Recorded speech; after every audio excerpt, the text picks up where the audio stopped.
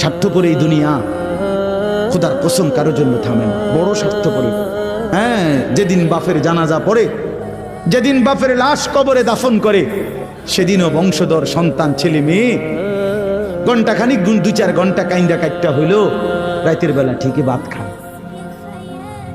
হ্যাঁ, পাশের ঘর থেকে খানা আনে, বাবারা ঠিকই খায়। স্বার্থপর দুনিয়া যে থামে না রে ভাই, থামে না দুনিয়া। ওই জন্য আমাদের কারোর জন্য থামবে না। তুমি আমি মরে গেলে শেষ। আবারও বলছি কথা, আমি মরে গেলে এরপরে পৃথিবী যত আধুনিকে হোক না কেন, আমার কি কথা বুঝছিনি? আমি মরার পরে যদি সবার ঘর স্মরণের বাড়ি হয়ে যায়, তো আমার লাভ হইল কি? আমার মৃত্যুর পরে যদি সব মানুষ আধুনিক হইয়া সাঁদের দেশেও জায়গা, আমার ফায়দা কি?